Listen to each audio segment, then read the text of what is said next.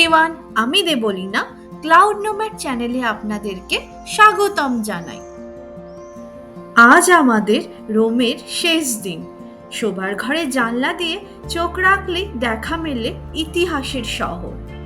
নরম আলোয় ভেজা সকাল, পাখির ডাক আর দূরের গাছেদের দোলায় মনে হয় প্রকৃতি যেন হাত বাড়িয়ে ছুঁয়ে দেয়।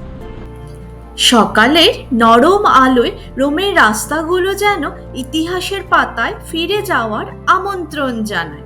সকাল সকাল বেরিয়ে পড়লাম প্যানাথিয়ানের পথে, চিরন্তন শহরের বুকে হাজার বছরের ইতিহাসের সাক্ষাৎ প্রাপ্তির আশায়।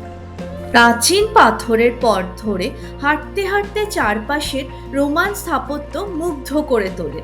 কিছুক্ষণ হাঁটার পর সামনে উদ্ভাসিত হলো প্যানাথিয়ানের বিশাল গম্বুজ, প্রাচীন রোমান প্রকৌশলের এক বিস্ময়। রাজধানী রোম এমন এক শহর যেখানে প্রতিটি রাস্তা, দেওয়াল এবং গলি ইতিহাসের এক একটি পাতায় পরিণত হয়েছে। এই শহরের বুকে মাথা তুলে দাঁড়িয়ে আছে এক অতিমানবীয় স্থাপত্য, প্যানাথিয়ান।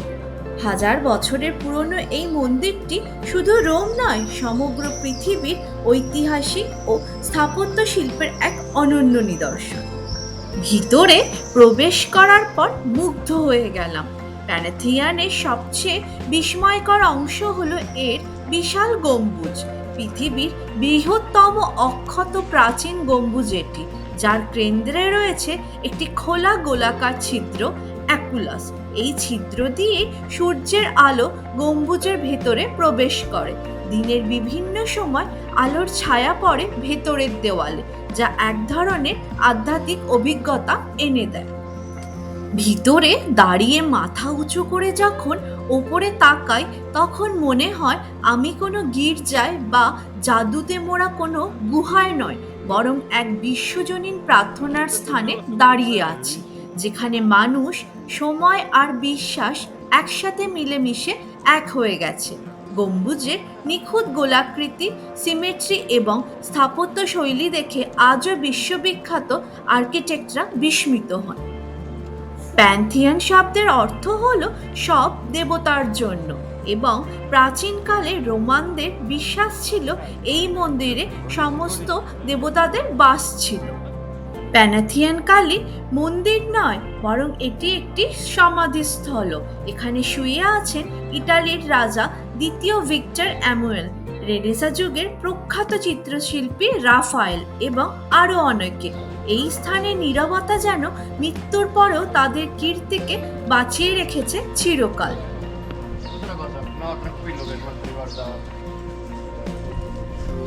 চলার পথে আবার আমরা এসে পড়েছি দ্বিতীয়বারের মতো চেসা দি সান্ট ইগনাজিও লয়লাতে। চার্চটি আমরা ঘুরে ঘুরে দেখলাম, কিন্তু মুগ্ধতা যেন আরও গভীর হলো। ছাদের চোখ ধাঁধানো চিত্রকলা, শিল্পের নিখুঁত ছোঁয়া, প্রত্যেকটা কোণে এক নতুন বিস্ময়। রোমের বুকে এই গির্জা যেন এক নীরব প্রার্থনা, যেখানে আত্মা হারিয়ে যায় সৌন্দর্যের মাঝে।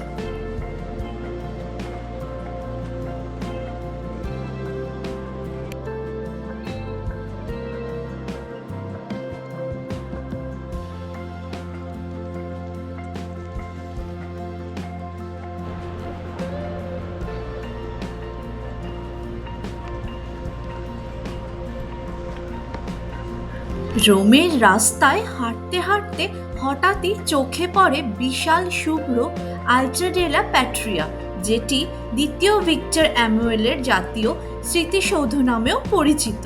সাদা মার্বেল দিয়ে তৈরি এই রাজকীয় স্থাপত্যটি ইতালির একতা ও গৌরবের প্রতীক। বিশাল বিশাল সিঁড়ি, রোমান স্তম্ভ, ভাস্কর্য আর উপরে উড়তে থাকা জাতীয় পতাকা সব মিলিয়ে এক ঐতিহাসিক আবহ তৈরি করে। স্মৃতিসৌধের সামনে দাঁড়িয়ে যেন একেবারে অতীতে ফিরে যাওয়া যায়, অনুভব করা যায় ইতালির সংগ্রাম আর বিজয়ের গল্প।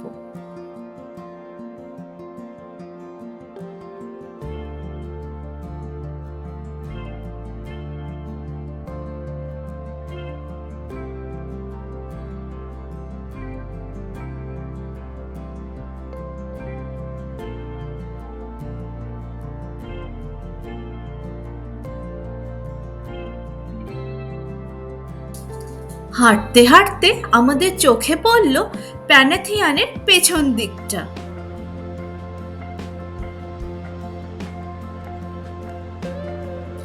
আমরা পৌঁছে গেছি পিয়াজা নাভোনা এলাকার অবস্থিত স্টাডিও ডি ডোমিজিয়ানোর নিঃশব্দ ইতিহাসের খোঁজে। আজ যেখানে প্রাণচঞ্চল ক্যাফে আর শিল্পীদের ভিড়, একসময় সেখানে ছিল এক বিশাল রোমান স্টেডিয়াম।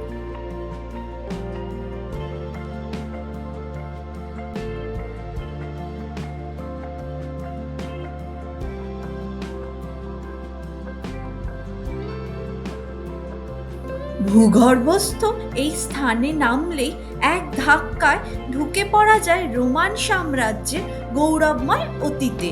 এখানে দাঁড়িয়ে চোখ বন্ধ করলেই যেন ভেসে ওঠে প্রাচীন দর্শকের উল্লাস, দৌড়বিদদের প্রতিযোগিতা আর রোমান জীবনের জাঁকজমক।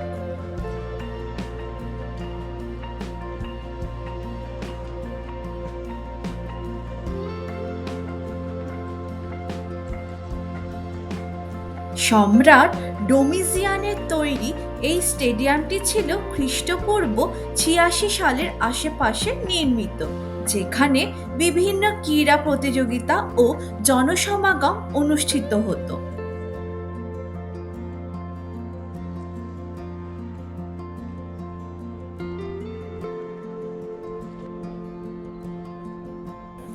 ভবনের খণ্ডাংশ, স্থাপত্যের ধ্বংসাবশেষ এবং ইন্টারঅ্যাক্টিভ ডিসপ্লেগুলো যেন সময়কে ফিরে এনে বলে, রোম শুধুই উপরের শহর নয়, নিচেও এক বিশাল ইতিহাস লুকিয়ে আছে।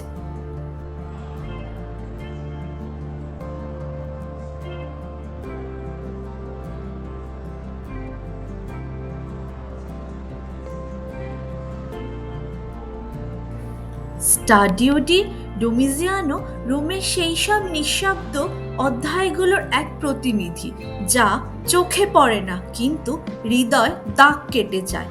পিয়াজা নোভেনার সৌন্দর্যের নিচে লুকিয়ে থাকা এই ঐতিহাসিক স্থানটি যেন এক জীবন্ত জাদুঘর, যা প্রত্যেক রোম প্রেমীর অন্তত একবার দেখা উচিত।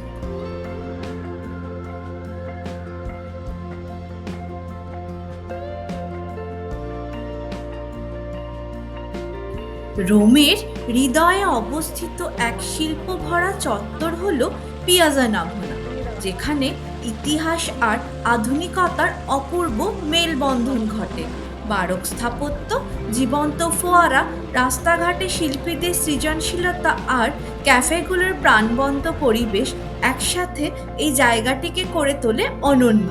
প্রতিটি কোণে লুকিয়ে আছে রোমের গল্প, রোম্যান্টিকতা আর এক টুকরো সৌন্দর্য।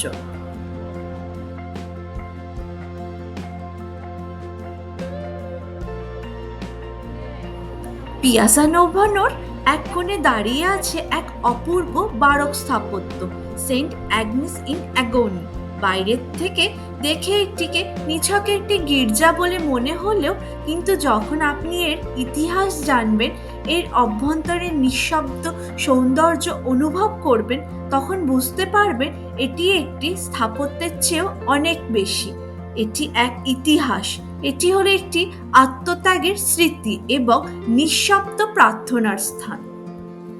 গির্জাটি নির্মিত হয়েছে যেই স্থানে, সেখানে ১৩ বছর বয়সী খ্রিস্টান কুমারী সেন্ট অ্যাগনেসকে রোমান শাসকরা হত্যা করে।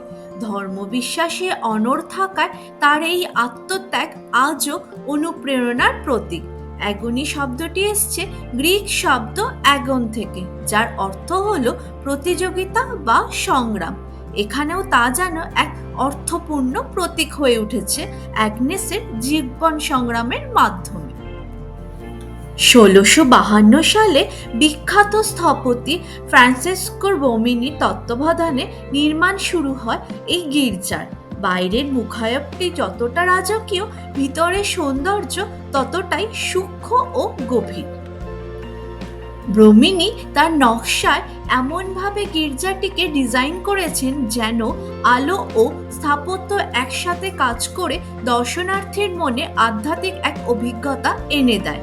ভিতরের পরিবেশ এতটাই শান্ত যে ভিড়ের মধ্যেও আপনি নিজের অন্তরের সঙ্গে সংযোগ স্থাপন করতে পারবেন।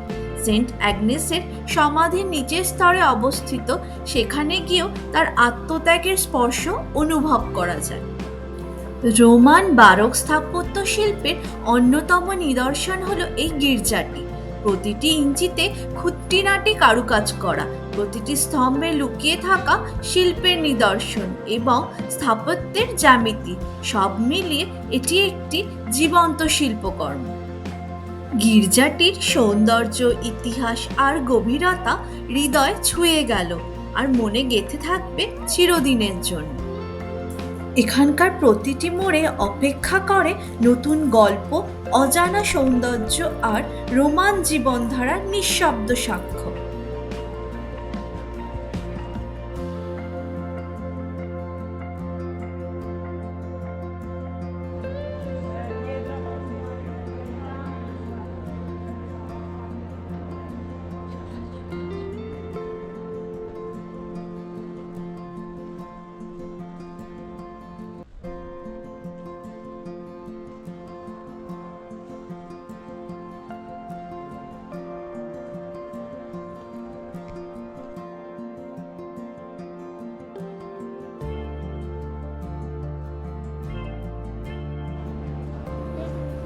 রোমের রাস্তায় চলতে চলতে মনে হচ্ছিল আমি যেন সময়ের মাঝে হাঁটছি।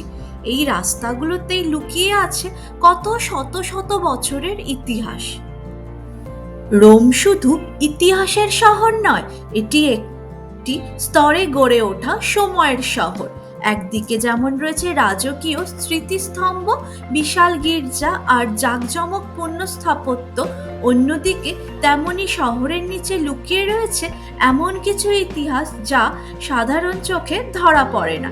তেমনি এক বিস্ময়কর স্থান হলো ভিকাস ক্যাপ্রিউস, দ্য ওয়াটার সিটি। এটি রোমের ভূগর্ভস্থ একটি প্রত্নতাত্ত্বিক স্থান যা আপনাকে নিয়ে যাবে হাজার বছরের পেছনে জল ও সভ্যতার গল্পে। ভিতরে প্রবেশ করলেই বোঝা যায় এটি এমন এক এলাকা যেখানে প্রথম শতকে রোমান সাম্রাজ্যের সময় নির্মিত বসতবাড়ি, জলের সংরক্ষণাগার, দেওয়ালে চিত্রকর্ম ও মার্বেলের টুকরো আজও রয়ে গেছে। প্রত্নস্থলটি ঘুরে বেড়ালে মনে হয় যেন কেউ সময়ের দরজা খুলে একেবারে প্রথম শতকের রোমে নিয়ে গেছে। এই জায়গার সবচেয়ে চমকপ্রদ দিক হলো এটি ট্রেভি ফাউন্টেনের জলের উৎসগুলির একটি কেন্দ্রস্থল। আজকের দিনে যেখানে আমরা ট্রেভি ফোয়ারায় কয়েন ছুঁড়ে ভবিষ্যতের প্রার্থনা করি, সেই ফোয়ারায় নিচে লুকিয়ে আছে ভিকাস ক্যাপ্রিয়াসের নিঃশব্দ জগৎ। ভিতরে প্রবেশ করার পরই বাইরের শহরের কোলাহল পেছনে ফেলে চলে আসা যায় এক নিঃশব্দ জগতে। আলোর সংযম, ঠান্ডা দেওয়াল আর সুশৃঙ্খল গঠন দেখে বোঝা যায় জলের সঙ্গে রোমানদের কতটা গভীর সম্পর্ক ছিল। শুধু জল পান করার জন্য নয়, জল ছিল তাদের স্থাপত্য ও জীবন দর্শনের গুরুত্বপূর্ণ অংশ। চোখের সামনে যখন হাজার বছরের পুরানো জলাধারে জল জমে থাকা দেখতে পাই, তখন মনে হয় ইতিহাস এখনো নিঃশ্বাস নিচ্ছে। রোমেতে অসংখ্য বিখ্যাত দর্শনীয় স্থান থাকলেও এই ওয়াটার সিটিটি একেবারে ভিন্ন ধাঁচের। এটি কোনো বিশাল ফোয়ারার চোখ ধাঁধানো সৌন্দর্য নয়, বরং নিচু স্বরে বলা চলে এক প্রাচীন কাহিনী। যারা ইতিহাসকে শুধু বইয়ের পাতায় নয় অনুভব করতে চান, তাদের জন্য এই জায়গা এক অপরিহার্য গন্তব্য। এখানে প্রতিটি ইট, প্রতিটি স্তম্ভ এবং প্রতিটি জলের ধারা যেন বলছে রোম শুধু উপরের নয়, নিচেও বেঁচে আছে সময়ের গভীরে। রোম শহরের অলিগলি, স্থাপত্য আর স্মৃতির গল্প প্রথম অংশ এখানেই শেষ করছি। দেখা হবে পরবর্তী ভিডিওতে।